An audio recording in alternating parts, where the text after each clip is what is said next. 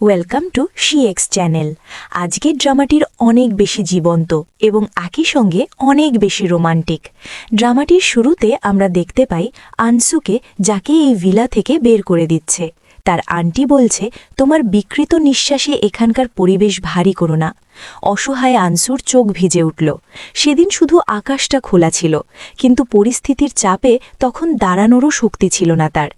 বিষয়টি নিয়ে আর কোনো তদন্ত হয়নি, যেন কেউ কিছুই জানতে চাইল না। শিন যাচ্ছিল, তখন একজন মেয়েকে রাস্তায় পড়ে থাকতে দেখে।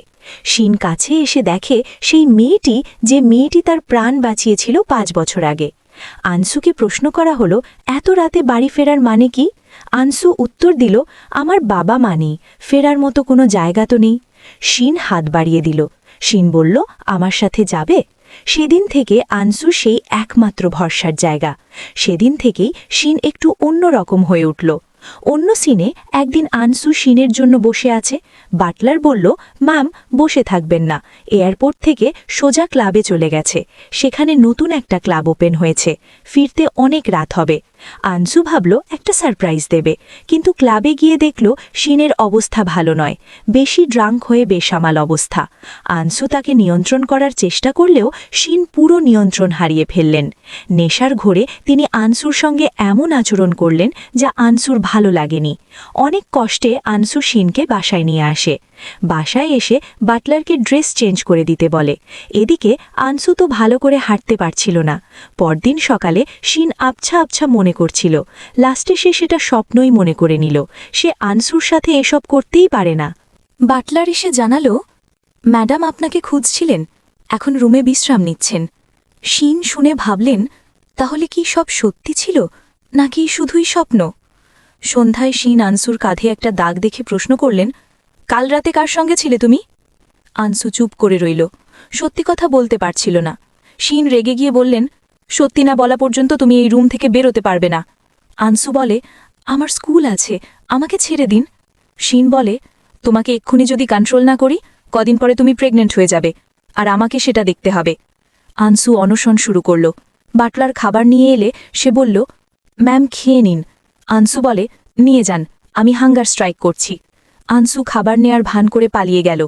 বাটলার গার্ডের বলল তাড়া করতে। ওদিকে শিনের বন্ধু এসে বলল, তোকে দেখছি বেশ বদলে গেছিস, কোনো মেয়ের প্রেমে পড়েছিস নাকি? মুখটা খুব শুকনা লাগছে। শিন বিরক্ত হয়ে বললেন, বাজে কথা বলিস না, আমার মনে হয় পিচ্ছিটা বড় হয়ে গেছে, তার মনে হয় বয়ফ্রেন্ডও আছে। বন্ধু হেসে বলল, কি বলিস, তার আশেপাশে তো কোনো ছেলেকে গুড়গুড় করতে দেখি না। একদিন বড় হবে, বড় হলে তো বিয়ে হয়ে যাবে। নাকি অন্য কিছু ভাবছিস? মেয়েরা কিন্তু দামি গিফট পছন্দ করে, ডিজাইনার ড্রেস দে, দেখবি ঠিক পটে যাবে। শিন রেগে উত্তর দিল, মেয়ে পটানো আর ব্যবসা করা এক জিনিস না। তখনই বাটলারের ফোন আসে, স্যার বাসায় আসেন, এদিকে ম্যাম তোল কালাম শুরু করেছে, গার্ডরা তাকে দৌড়েও ধরতে পারছিল না। তখনই শিন এসে হাজির, শিনের সাথে ধাক্কা খায়। শিন তাকে ধরে ওপরে নিয়ে যায়। শিন আদর করে বলে, কেন তুমি এভাবে দৌড়াচ্ছ? পরে ব্যথা পেলে আমি অনেক কষ্ট পাব। আনসু বলে, কেন আটকে রেখেছ? আবার তার সাথে জোর করে ইন্টিমেট হয়, কারণ আবার সে ড্রাঙ্ক ছিল।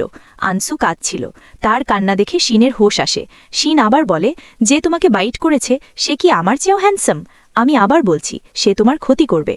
আনসু বুঝতে পারে সে ড্রাঙ্ক, তাই সে পালাতে চাচ্ছিল, বাট শিন তাকে জড়িয়ে ধরে। শিন বলে, আমি কি তোমাকে জড়িয়ে ধরে থাকতে পারি? আনসু দেখে শিন কান্না করছে, সে অবাক হয়, এই সেই ব্যক্তি যে এত বড় কোম্পানির মালিক। আনসু চোখ মুছে দেয়। আনসু ভাবে, সে কি আমার প্রতি দুর্বল? আবার ভাবে, না, সে তো ড্রাঙ্ক। শিন তাকে জড়িয়েই ঘুমিয়ে পড়ে। আনসুও তার সাথে শুয়ে থাকে আর ভাবে, তুমি আমার দেখা সবচেয়ে হ্যান্ডসাম পুরুষ, এটা বলে ঘুমিয়ে পড়ে।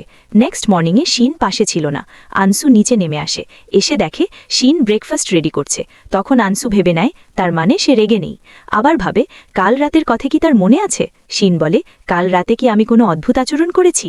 আনসু বলে, তুমি কি আমার সাথে রেগে আছো? শিন বলে, তুমি এত কিউট, তোমার সাথে কি রাগ করা যায়? আনসু তার হাত জড়িয়ে ধরে, এটা বাটলার দেখে খুশি হয়। নেক্সট মর্নিং শিন তাকে স্কুলে ড্রপ করতে যায়। আনসু তাকে আর চোখ করে দেখছিল। শিন বলে, দেখতে মন চাইলে ভালো করে দেখলেই তো হয়, আর চোখ করে দেখার তো কোনো মানেই হয় না। আনসু বলে, আমি মোটেও আর চোখ করছি না। তখন তার এক ফ্রেন্ডের টেক্সট এসে, কাল আসলি না, ফাটাফাটি এক বয় এসেছিল, ছবিটা সুন্দর না, তোকে উইচ্যাট নাম্বার দিচ্ছি। শিন বলে, তোমরা এসব করে বেড়াও তাই না? আনসু হাসে। তখনই স্কুলে পৌঁছে গেছে। আনসু বলে, টাটা, রাতে দেখা হবে, বলে গাড়ি থেকে নেমে যায়। শিন তার ফ্রেন্ডকে ফোন করে তার সাথে মিট করতে। তার ফ্রেন্ড দেরি করাতে রেগে যায়। তার ফ্রেন্ড বলে, বল কি হয়েছে, কার এত বড় সাহস যে তোর মতো সিংহ পুরুষকে রাগায়? শিন বলে, চুপ কর, আগে বল মেয়েদের কিভাবে পটাতে হয়। তার ফ্রেন্ড বলে, বিজনেস করা আর মেয়ে পটানো এক না, একটু কিউট হওয়ার ট্রাই কর, সারাক্ষণ মুখটা গম্ভীর করে রাখলে হবে না। সহজ বুদ্ধি হলো অসুস্থ হবার নাটক কর, দেখবি কাজে লেগে গেছে। ঠিক, শিন অসুস্থ হওয়ার নাটক সাজালো। বাসায় এসে আইস ওয়াটার শুয়ে থাকলো। আইস ওয়াটার খেলো যেন তাড়াতাড়ি জ্বর আসে। সত্যি জ্বর আসলো। আনসু যখন বাসায় আসলো, বাটলার বলল, স্যারের জ্বর এসেছে, ডাক্তারের কাছে যেতে চাইছে না। আনসু শিনের রুমে আসলো, ধরে দেখে জ্বর এসেছে। আনসু বলল, ডাক্তার কল করি। শিন বলে, ডাক্তার কল করলে ওষুধ দেবে, ওষুধ খুব তেতো, ভালো লাগে না। ওষুধ না খেলে ইনজেকশন নিতে হবে, যা ভয় লাগে। আনসু অবাক হয়, এত বড় মানুষ ইনজেকশন নিতে ভয় পায়। শিন বলে, কিছু লাগবে না, আমাকে শুধু জড়িয়ে থাকো, এমনি জ্বর ভালো হয়ে যাবে। আনসু বলে, আমি তো কাছেই আছি। শিন বলে, কাজ হচ্ছে, আর একটু অ্যাক্টিং লাগবে। আরও একটু অ্যাক্টিং করে, আবার বলে, ঘুম পেলে চলে যাও। আনসু বলে, না না, আজ আমি এখানেই ঘুমাবো। নেক্সট মর্নিং আনসু স্কুলে বান্ধবীর সাথে কথা বলছে আর ঘুম পাচ্ছে। বান্ধবী বলে, রাতে কিছু হয়েছে নাকি? আনসু বলে, আরে না না। বান্ধবী বলে, তোর তো এই মাসে পিরিয়ড হয়নি। তখন আনসু একটু আনমনা হয়, সত্যি তো, এটা খেয়াল করিনি। যদি তাই হয় তাহলে তো ভালো হবে না, আমার সন্তান তো মেনে নেবে না, কারণ আমি তো মাত্র আশ্রিতা। পরদিন সকালে সে একাই হাসপাতালে দৌড়ায়। বাটলারকে বলে যায় সে হাসপাতালে যাচ্ছে। শিন ঘুম থেকে উঠলে বাটলার জানায়, ম্যাম একাই হাসপাতালে যাচ্ছে। শিন দৌড়ে হাসপাতালে যায়। এক গাইনি ডাক্তারকে জিজ্ঞেস করে, এতটুকু লম্বা গোল চেহারার মেয়ে এসেছিল কিনা? ডাক্তার জানায়, হ্যাঁ এসেছিল। আপনি কি তার হাজবেন্ড? মেয়েটি অনেক কান্নাকাটি করছিল। আপনি অনেক দায়িত্বহীন, তাকে কেয়ার করনি, সে 4 সপ্তাহের প্রেগনেন্ট। শিন জিজ্ঞেস করে, এখন কোথায়? ডাক্তার বলে, ওটিতে, এখনই গেলে হয়তো পাবেন। শিন ওটিতে দৌড়ে যায়। শিন বলে, আমার অনুমতি ছাড়া তুমি আমাদের বেবিকে অ্যাবর্ট করতে পারবে না, আমি সব দায়িত্ব নেব, এই সন্তান আমাদের সন্তান। শিন চিল্লাতে চিল্লাতে ক্লান্ত হয়ে যায়। তখন আনসু বলে, মাস্টার আপনি এখানে? শিন বলে, এমন করো না, আমি সব মেনে নেব, আমি সব জেনে গেছি, এটা আমাদের সন্তান। আনসু বলে, কি বলছেন, আমি প্রেগনেন্ট নই। শিন বলে, তাহলে হাসপাতালে এসেছো কেন? আনসু বলে, আমার এই মাসে পিরিয়ড লেট হচ্ছে, তাই টেস্ট করতে এসেছি, এই দেখো রিপোর্ট। আনসু বলে, আজ যদি আমি অন্য ছেলের কারণে আমি প্রেগনেন্ট হতাম কি করতে? শিন বলে, ঠ্যাং ভেঙে ফেলবো। আনসু ভ্যাংচি দেয়। শিন তখন আনসুকে কোলে করে বাসায় নিয়ে আসে। নেক্সট মর্নিং আনসু বসে চিপস খাচ্ছিল। শিনকে দেখে লুকিয়ে ফেলে। শিন দেখে মনে মনে হাসে। শিন বলে, লুকিয়ে কাজ নেই, আমি দেখে ফেলেছি। আনসু বলে, দেখেছ, খুব ভালো করেছ, খুব মজা, টেস্ট করে দেখো, বলে শিনের মুখে দিয়ে দেয়। তখন খুব সুন্দর মুহূর্ত তৈরি হয়। শিন আনসুর দিকে রোমান্টিকভাবে তাকিয়ে থাকে। তখন সেখানে একটি রোমান্টিক মুহূর্ত তৈরি হয়। এর মধ্যেই টিভিতে নিউজ শুরু হয়। নিউজে জানা যায় এই পরিবারটি জিম সিটিতে নতুন করে নিজেদের ব্যবসা শুরু করেছে। মিডিয়ার সামনে তারা খুব দয়ালু ও শ্রদ্ধাশীল সাজার চেষ্টা করছে, কিন্তু আসল সত্য হল চেয়ারম্যানের আকস্মিক মৃত্যুর পর কোম্পানিটি যখন নেতৃত্বহীন হয়ে পড়েছিল, তখন এক আত্মীয় অবৈধভাবে ক্ষমতা দখল করে নেয়। সে দাবি করে পরিবারের সদস্য হিসেবে সে স্বাভাবিক নিয়মেই দায়িত্ব নিয়েছে, সে আনসুকে শেয়ার দিয়েছে, এইভাবে বলে ভালো সাজছে। আনসু তখন তার অতীতের কথা মনে করে আবেগপ্রবণ হয়ে পড়ে। তাকে কিভাবে নিষ্ঠুরভাবে বাড়ি থেকে বের করে দেওয়া হয়েছিল এবং তার মায়ের সব সম্পত্তি কেড়ে নেওয়া হয়েছিল, সেই কষ্ট তাকে ভেঙে চুরমার করে দেয়। সে সেখানে আর না বসে চলে যায়। পরে শিন আনসুকে খুঁজতে আসে এবং দেখে সে বাজে স্বপ্ন দেখে কাঁদছে। শিন তাকে সান্ত্বনা দিয়ে জড়িয়ে ধরে বলে, ভেবো না, আমি তোমার পাশে আছি, সেই অপরাধীকে আমরা উপযুক্ত শিক্ষা দেব। পরবর্তীতে দেখা যায় শিন আনসুকে স্কুলে ড্রপ করতে এসেছে। স্কুলের এক সিনিয়র তাকে প্রপোজ করছে। আসনু না করে দেয়। আনসু বলে, আমি এসব পছন্দ করি না, আর যে ফুল এনেছ সেটা আরও পছন্দ করি না। এদিকে শিন এই দৃশ্য দেখছিল। ড্রাইভার বলে, আনসু এখন বড় হয়েছে, এখন তার ডেটিং করার বয়স। শিন বলে, মুখে বেশি ক্ষয় ঘুরছে না? ড্রাইভার বলে, তওবা তওবা। একটি কম্পিউটার প্রতিযোগিতা হয়। আনসু সেখানে ফুল মার্কস পেয়ে বিজয়ী হয়, কিন্তু সবাই তাকে সন্দেহ করে যে সে হয়তো চিটিং করেছে। প্রফেসরও বিশ্বাস করতে পারছিলেন না যে একজন নতুন স্টুডেন্ট কিভাবে এত নিখুঁতভাবে সব সমাধান করল। তখন আনসু তার অসাধারণ হ্যাকিং স্কিল দেখিয়ে স্কুলের আইটি সিস্টেমের একটি বড় সমস্যা সমাধান করে দেয় এবং প্রমাণ করে সে কোনো জালিয়াতি করেনি। এরপর স্কুলের সব মেয়েরা আনসুকে অপমান করার চেষ্টা করে। তারা আনসুকে ভিখারি বলে উপহাস করে এবং বলে যে সে সস্তা জামাকাপড় পরে এসেছে। তারা আরও দাবি করে যে স্কুলের সব টাকা আনসু চুরি করেছে। তখন একজন প্রফেসর আসে। বান্ধবীরা আনসুর নামে নালিশ দেয়, বাট প্রফেসর আনসুকে ধন্যবাদ জানায়। প্রফেসর বললেন, আজ আনসুর জন্য স্কুল রক্ষা পেয়ে গেল। সব ডাটা চুরি হয়ে গিয়েছিল। আনসু তার অসাধারণ হ্যাকিং স্কিল দেখিয়ে সব ডাটা ফিরিয়ে আনে।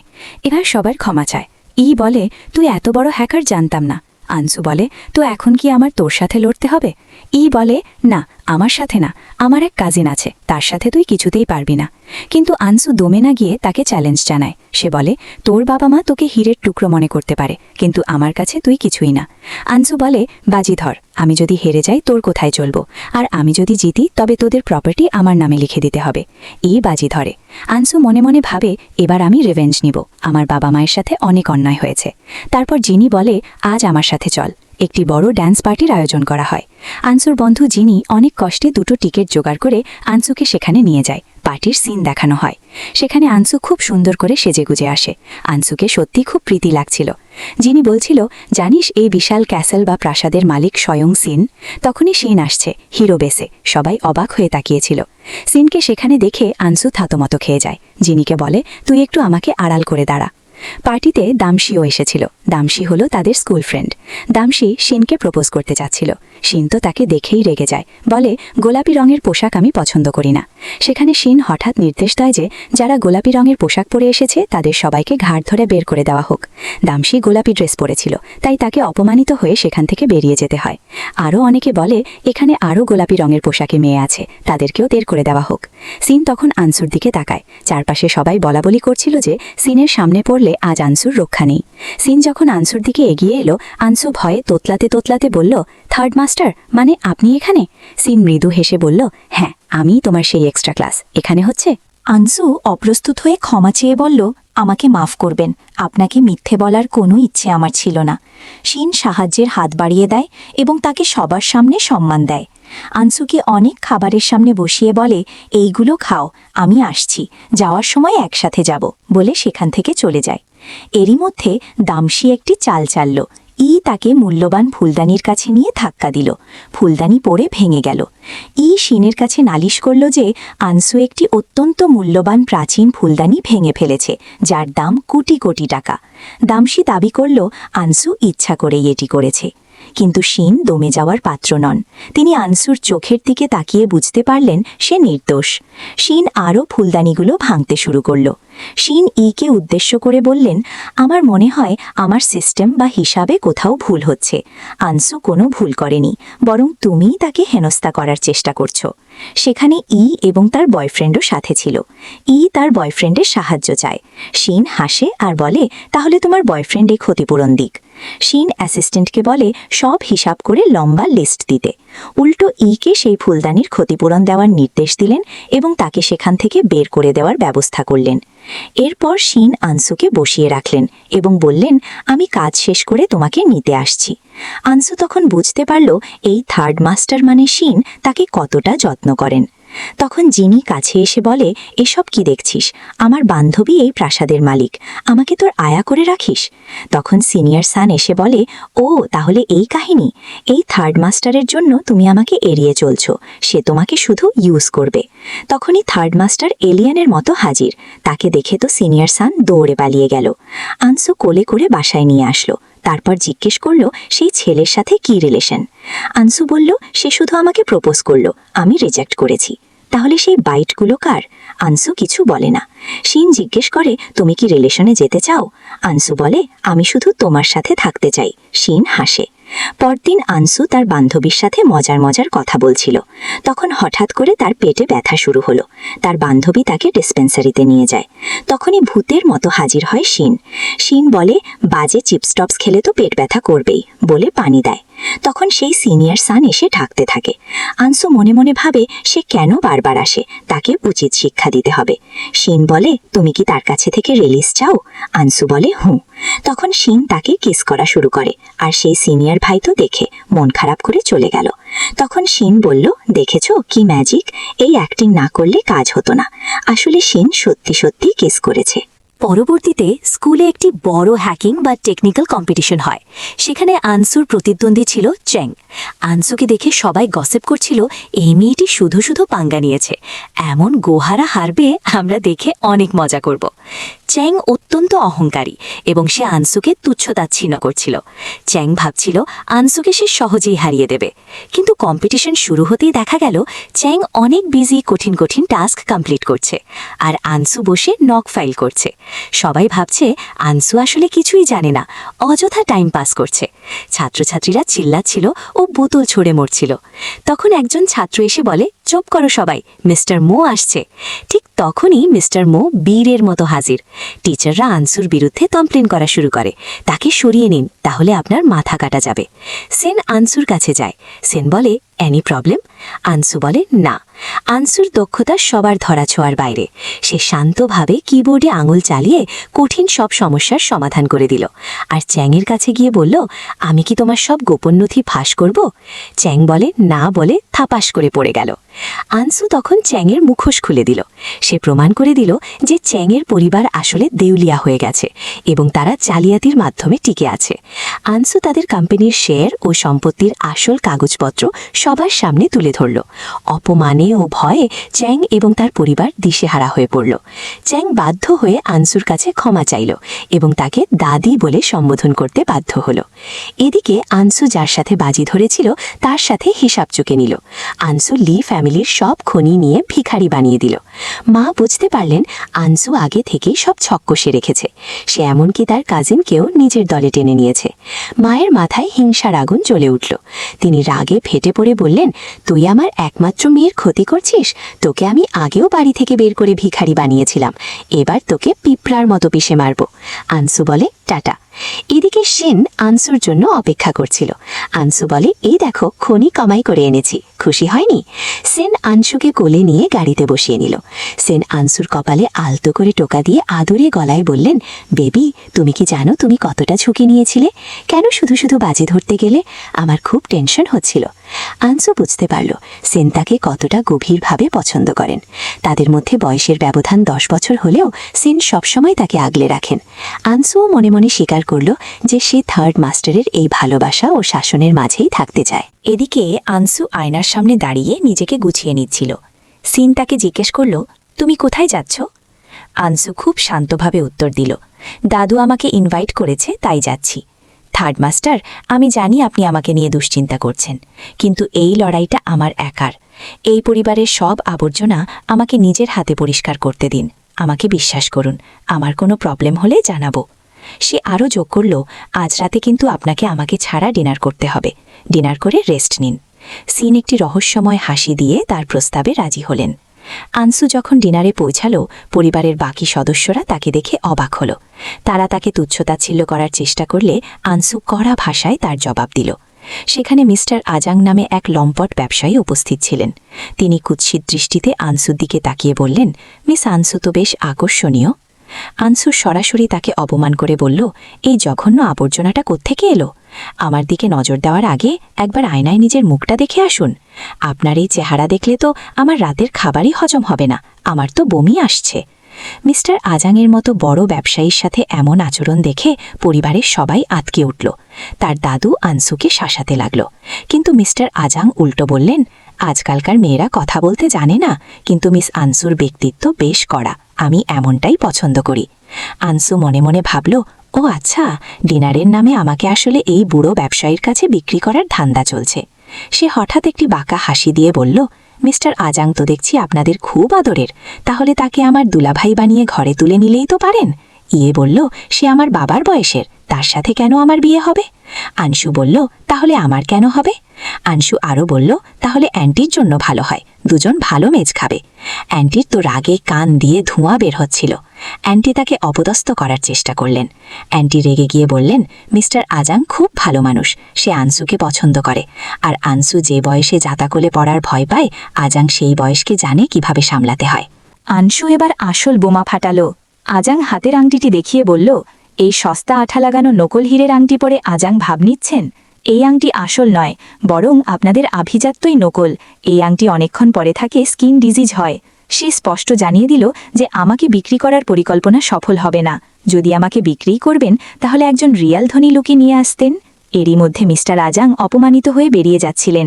তখনই এ কাছে এসে বললেন, শুনুন মিস্টার আজাং, সবসময় বাধ্য মেয়ে কি ভালো? মাঝে মাঝে অবাধ্য মেয়েদের বিছানায় হারাতে পারলে আপনি বেশি মজা পাবেন। আমি আনসুকে অজ্ঞান করে পাঠাচ্ছি। আজাং হাসে, সত্যিই তো, আপনার মেয়ের তো অনেক বুদ্ধি, তার মা বলে হীরের টুকরা একটা।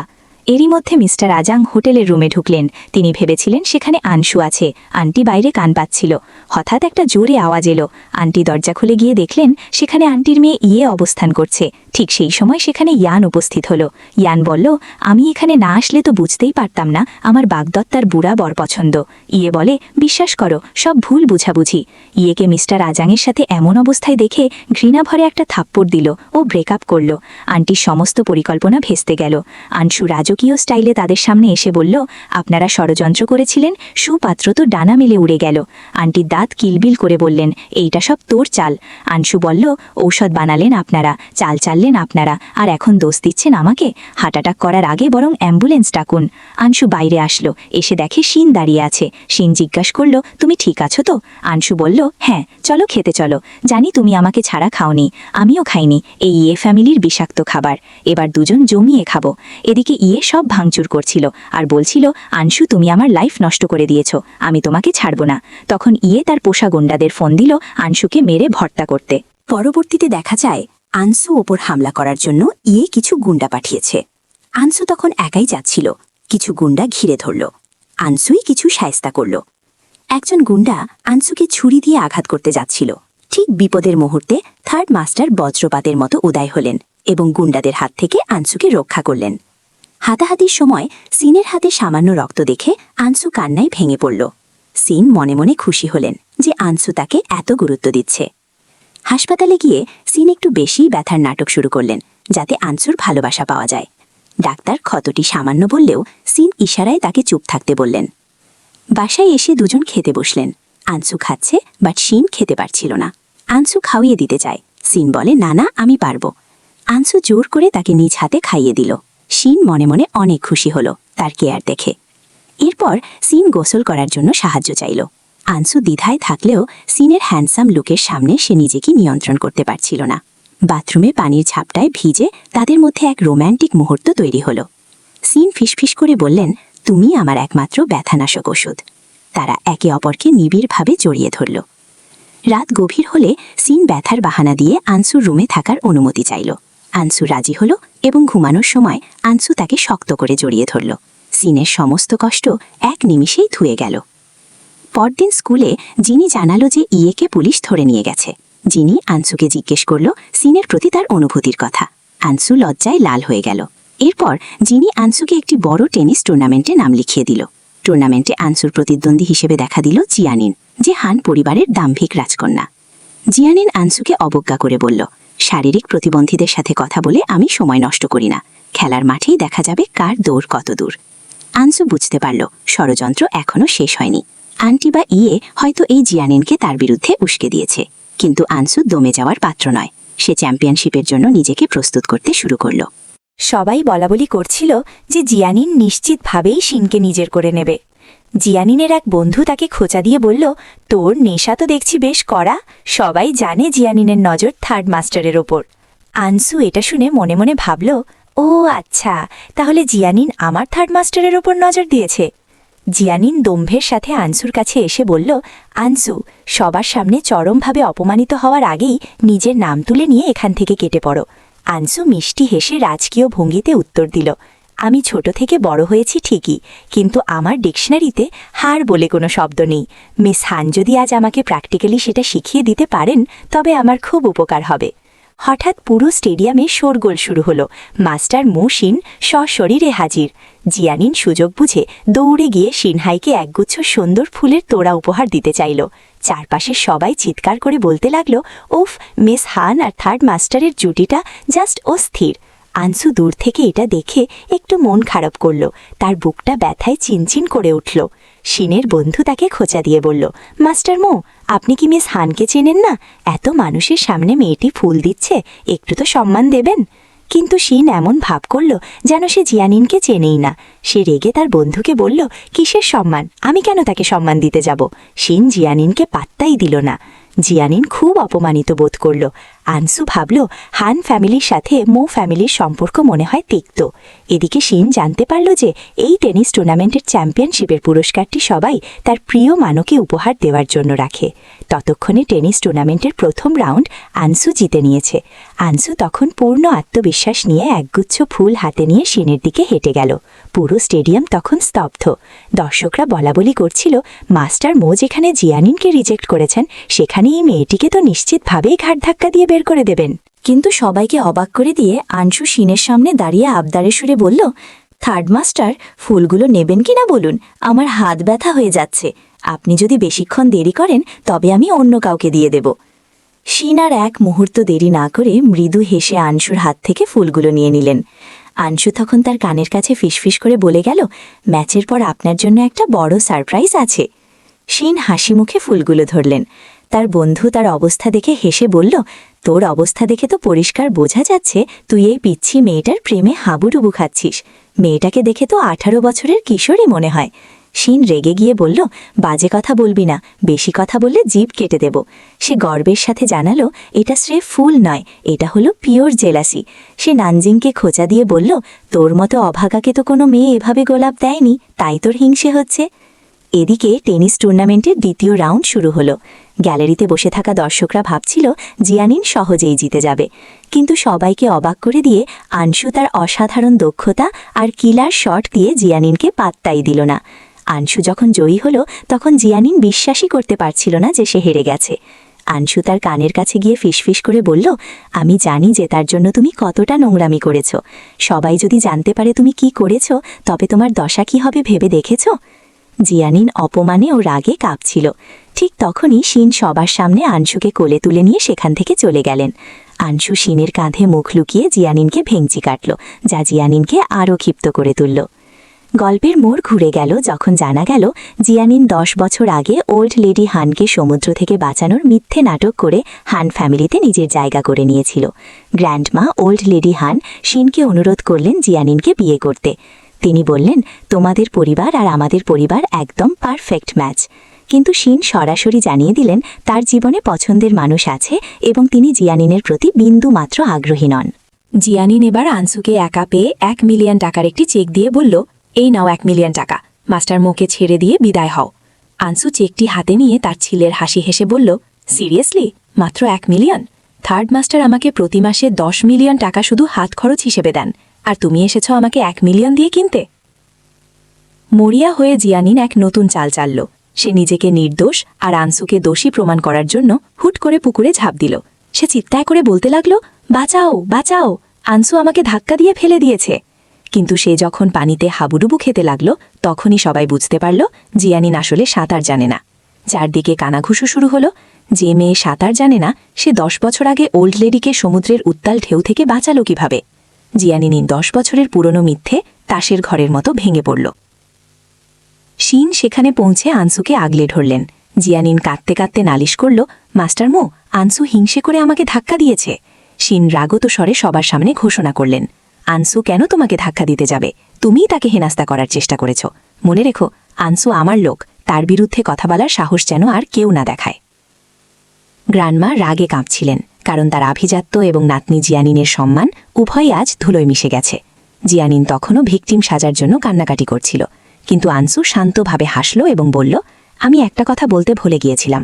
আমার নেকলেসে একটি গোপন ক্যামেরা লুকানো ছিল, যেখানে জিয়ানিনের বুলিং এবং আমাকে 1 মিলিয়ন টাকা দিয়ে কেনার দৃশ্যটি রেকর্ড হয়ে গেছে। ভিডিওটি সবার সামনে আসতেই জিয়ানিনের আসল রূপ প্রকাশ পেল।